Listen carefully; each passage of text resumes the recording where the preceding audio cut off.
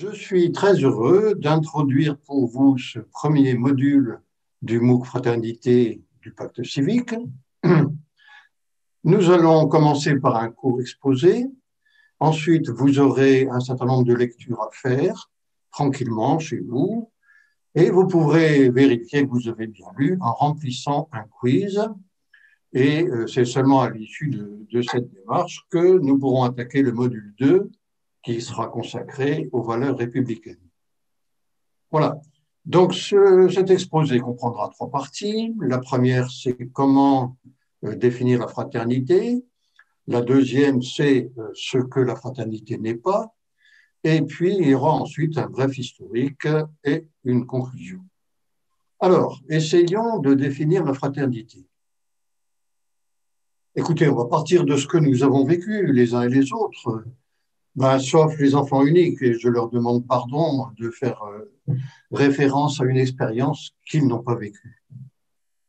Donc, l'expérience de frères et de sœurs au sein de la cellule familiale, que nous apprend-elle?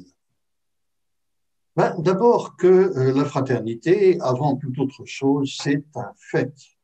On est frère ou sœur de ses frères, de ses sœurs, ce qui implique déjà un certain nombre de caractéristiques. Le lien entre frères et sœurs est un lien horizontal, entre égaux.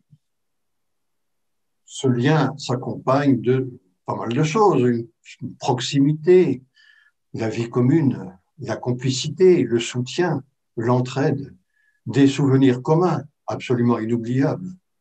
Mais aussi, il ne faut pas cacher ce versant, la rivalité, la jalousie, les bagarres.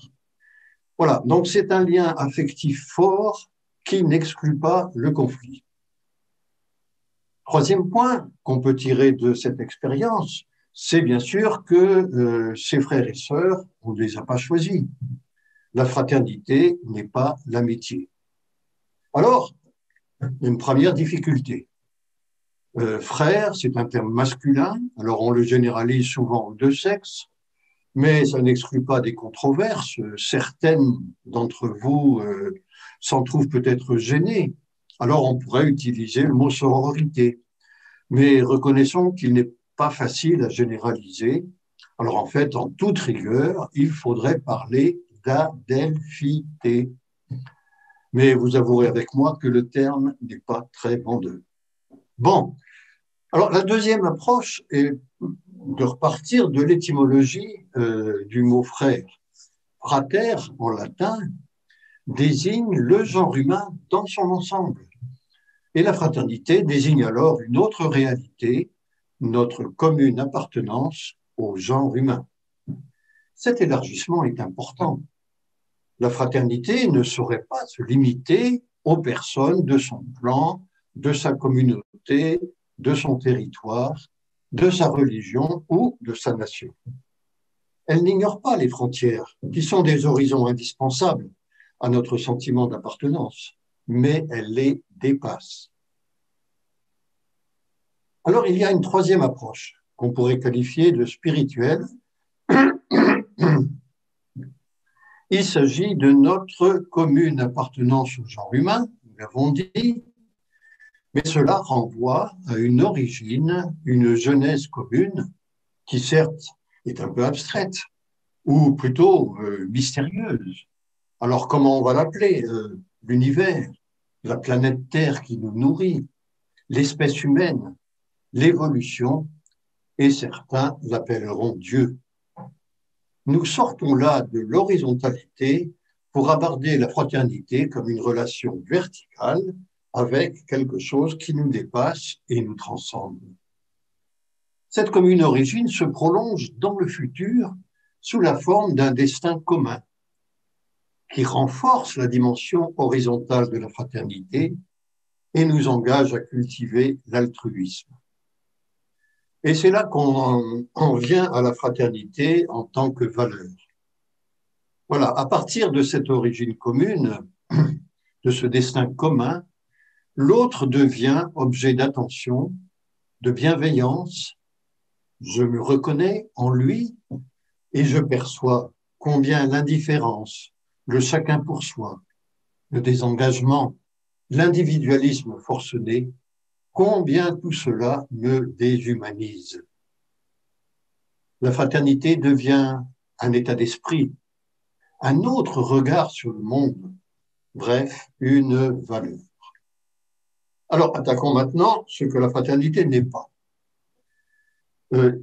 Il est sans doute utile de se démarquer de certaines visions qui déforment la notion de fraternité.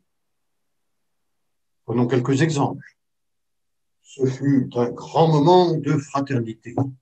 Non, la fraternité ne se réduit pas à un moment d'excitation collective, ni non plus à une émotion passagère. Elle ressort plus d'une conviction qui s'inscrit dans le long terme. La fraternité est souvent décrite comme un sentiment, une sorte de rêve qui nous effleure de temps en temps, bien vite refermé, tant la dureté du monde le rend illusoire. Non, la fraternité est peut-être une utopie, mais dans le bon sens du terme, une utopie réaliste, jamais achevée, mais qui appelle à l'action. La fraternité est-elle un droit? Peut-être. Mais avouons qu'il est rarement, la fraternité est rarement utilisée comme argument juridique. Ça arrive, mais c'est rare. Elle ressort plus de l'ordre du devoir que du droit, sans pour autant se réduire à une pure injonction morale. Elle s'insère dans une vision du monde et des rapports sociaux, une vision des relations avec autrui. Voilà, quelques points que la fraternité n'est pas, ceci pour mieux approcher ce qu'elle est. Rassurez-vous, nous sommes loin d'avoir fait le tour de cette notion si riche. Nous aurons l'occasion d'en découvrir d'autres aspects, en particulier dans le domaine de la politique et de l'action publique. Nous arrivons à l'historique. Il sera bref. Bien sûr, la fraternité remonte loin. Elle remonte aux origines de l'humanité.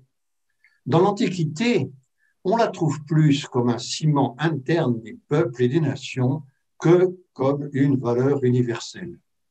C'est avec le christianisme qu'elle va acquérir ce rang. Dieu devenant un père, tous les hommes et toutes les femmes, sans distinction, deviennent frères en tant que filles et fils de Dieu. En France, c'est la Révolution de 1789 qui va lui donner une nouvelle jeunesse et tenter de l'ériger en valeur républicaine.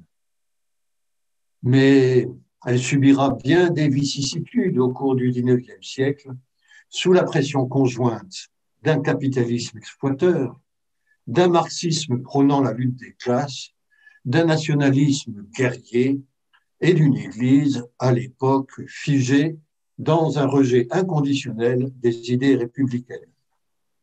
Il faudra que vous regardiez à ce sujet les documents qui vous sont proposés, qui vous permettront d'aller un peu plus loin dans ces mésaventures de la fraternité au XIXe siècle. Vous remarquerez qu'à cette époque, quelles que soient les tendances, les femmes en sont exclues. Ce n'est qu'après la Deuxième Guerre mondiale que la fraternité va devenir une valeur opérationnelle. Elle va être inscrite dans la Constitution de 1948 et mise en application à travers le droit de vote des femmes et la création de l'État-providence. Est-ce que la fraternité a vraiment inspiré la culture politique et l'action publique des Trente Glorieuses? Rien n'est moins sûr. Nous le verrons dans les prochains modules. Notons enfin un regain d'intérêt que la fraternité a suscité en 2015 suite aux attentats tragiques de janvier. La fraternité alors n'est plus un gros mot et le pacte civique n'est plus le seul à la mettre en avant. Voilà, j'espère que ces quelques éléments vous ont mis en appétit et qui vous inciteront à approfondir la question en lisant les documents que nous vous proposons. Vous aurez l'occasion non seulement de vérifier les connaissances acquises, comme disent les pédagogues, mais aussi d'engager une réflexion un peu plus personnelle en répondant au quiz. Bonne réflexion, bon travail et au plaisir de nous retrouver pour le deuxième module qui sera consacré aux relations de la fraternité avec les deux autres valeurs inscrites au fronton de nos mairies.